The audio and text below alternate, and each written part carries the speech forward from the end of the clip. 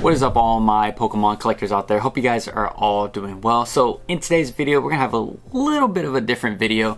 I wanted to do a updated Pokemon buyer's guide for new, old collectors, parents, etc. I've been getting a lot of messages on Instagram and TikTok asking for this style of video. I have a lot of family friends that their kids are just getting into Pokemon.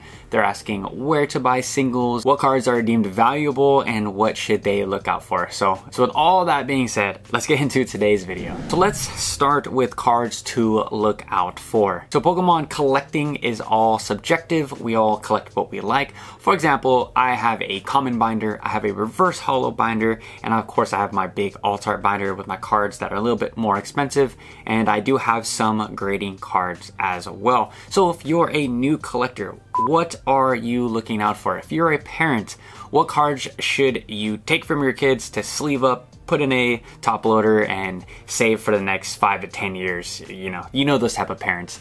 What can we look for? What is worth collecting? What is bulk and what is not bulk? So the intro rarity to Pokemon cards is, of course, the commons. There is some beautiful common cards out there, and there are some valuable common cards out there. Of course, like the base set 2, first edition. Those cards are going to be a little bit more sought after. With a lot of those older cards, they're going to be the fan favorite cards, the Charmander, Bulbasaurs, etc. In a pristine 10. No 9s, no 8s, just 10 cards. Because of their commons, they're worth so little. But there is people that are going to pay the high premium for the intro starters. But when it comes to the ultra modern, these common cards are seen as bulk. I have a box down here of all of the booster packs that I open, and I just donate them to my local LGS or give them to family friends. Don't be too hard on your kids if you see them, bending these cards, throwing them around. Commons can be played with, and they are the beginnings of most of kids' Pokemon collections. My earliest memories is of all the common cards from base set, trading those left and right. So it's a good start to any new Pokemon collector's journey, especially for the younger kid. Next rarity up in the ultra modern, I'm talking like Sword and Shield to SV era, is the reverse holos. In the Sword and Shield era, you get one reverse holo, and again, those are bulk. They're not going to be worth too much, a couple cents here and there, 10, 15 cents. And if you like collecting them, cool. If you want to grade them, I don't really recommend grading reverse holos or even the holographic cards, which is the next rarity up. There's just so many of these cards. They're not really valuable. So again, with the reverse holos and the holographic cards, don't feel bad if your kid's ripping them, crumbling them, that you don't have to protect them. They're not going to be worth too much money down the line. These cards are the cards that I give to my niece and my nephew to play with. They get to handle and get to expect the cards and have their first experience with these Pokemon cards. Kids don't know. Kids think that they are awesome, and that is a-okay. But if you're a parent trying to see what cards are valuable, these two rarities, the reverse holo and the holographics, they're not ones to worry about. But if you want to do some research of some older cards, older sets, XY, Sun and Moon, and further than that, there is some expensive reverse holo cards. It just varies per set, it varies on the printing, etc. But we're gonna get into that in the later part of the video on where to buy and what to look out for. And for our final rarity, that's going to be the alternative arts, the SARs, even the trainer galleries. Some of the trainer gallery cards are worth a lot in the Sword and Shield era. These are cards that are going to be normally from the $20 to $100+ up. These are the ones where I recommend when you open booster packs or even a booster box, if that is your budget, with your kids, to pull up a justinbasil.com or a PokeBeach type card. You can go do a quick Google search and just type in Obsidian Flames card list, and normally how they list them, it goes from most common to the most rare, and that kind of gives you a spectrum of what to look for. And then when you go into pricing, I recommend TCG Player. It can pretty much tell you what the market value on those cards are, not exactly what they're being sold for, but market value, what they're being listed for. And like I said, these alternate arts, I recommend some penny sleeves right here. You can get these from Amazon, and same thing with the top loaders. If you get this little top loader box right here, this Ultra Pro, I buy these on Amazon, the 100 pack right here. If you just type in Ultra Pro top loader, it'll come with some sleeves, some penny sleeves, and the top loader. These are ones you want to keep on deck, especially if your kids are opening a lot of booster packs, just in case you pull a very big $100, $200, $700 card like the Moonbryon in recent memory. You just want to have some of these on deck just in case they pull one of these cards. You don't want to put it back into the booster pack or try to like safely put into your purse. You don't want to do that, because if you do decide to grade later and it gets a little dink on the corner or a little whitening here and there, or you accidentally scratch some of the card, oh man, you just threw a couple $100 down the drain. These are the cards that you want to look out for. These are the cards that the kids are chasing. But if you're a parent, these aren't really the cards that you want your kids to be playing with. These are the cards you want to sleeve up, put in a top loader, put them into a binder. That's the least that you can do. It seems like kids really love the EX cards. These are the rarities right before the alternative arts. So I missed out one rarity before the alternative arts. That's the EX cards, I'm sorry. The EX cards are the very playable cards, and these are the cards that I get the most questions asked about. I get friends saying, this card graded goes for, you know, 5x, 10x the price. Why is that? Or this card raw is worth so much more than its other form, its alternative art form. So with these cards, one thing to note is that the EX cards are very playable. You're gonna need maybe 5 of each card to play a certain deck. And these cards perform on how well they're doing in the meta, in the game. So if you have, let's say, a Dachshund EX card and it's just destroying, or a Leafeon V card in Sword and Shield and it's just destroying a lot of decks, it's gonna perform well. But the moment that card goes out of rotation, that thing is going to tank. So this is where the confusion happens with, especially with parents and new collectors with the VEX cards. Definitely don't grade these cards. These are cards that you're gonna pull multiple of in booster packs and in booster boxes, and it's something to keep an eye on TCG Player to see which cards are performing the best. Especially if you have a local LGS, I would recommend selling these cards as soon as they go up in price and as soon as they're super playable, because it normally doesn't last long. And this is a play on how to get those bigger cards like the alternative arts that we just talked about, or the SAR cards, the special art rare cards. Enough of these playable cards that you don't need, or your kids don't need because they don't necessarily play the game. You can go in, they can get those big cards, enough of them. You can stack up those playable EX cards or the trainer cards that your kids don't want, and they can get one of those big cards that they actually do want. So it's a play that a lot of people don't necessarily take full advantage of, but it's something for parents to know that some of these EX cards are actually valuable because of how playable they are. But for the most part, for 99% of the EX cards, they're about $1 to $3 card. Completely okay for kids to play with and handle and just destroy pretty much. They're not gonna be worth pretty much anything going down the line.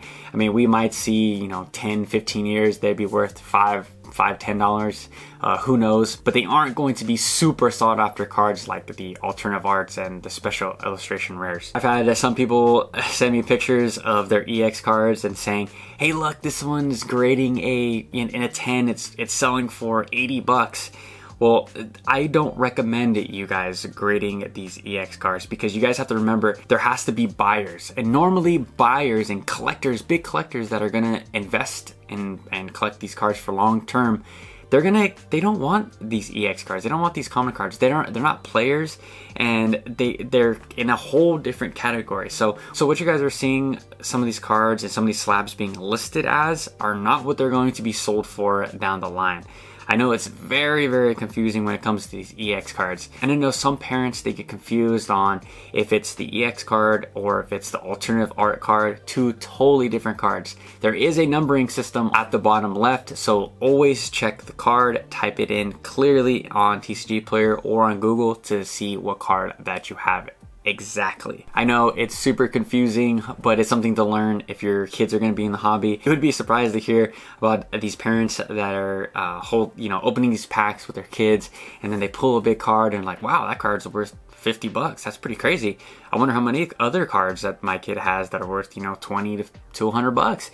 And then they go through their kid's collection. There's actually a lot of cards. And then the mind starts turning. Hey, maybe I should start collecting. Maybe I start investing or in sealed product and putting some stuff stored away for later. But it seems like it's a reoccurring thing where these parents, they start just by a spectator and just buying stuff for their kids, and then they're like, oh man, there's actually some value into some of these cards. Maybe I should watch over my kid's shoulder when he's opening some of these packs to make sure that he's not throwing $1,000 card away. So it's just something to check, especially if you're a parent. Now we're gonna go into where to buy some of these cards. I know this can be also very confusing. So some of my favorite places to buy, first off is Troll and Toad. I think it's kind of died down in popularity, but there are so many good cards on that website. Such a big selection, and I think it's very, very underrated with pricing. Next is TCG Player, of course. TCG Player is actually owned by eBay, so it's the same thing. TCG has a nice little chart, so it tells you where the card is charting on the current market. So that's very useful if you want to know if you're getting a good deal or not. I don't really buy from TCG too often. I just use it as a kind of market tool to see when is a good time to buy and sell some of my Pokemon singles.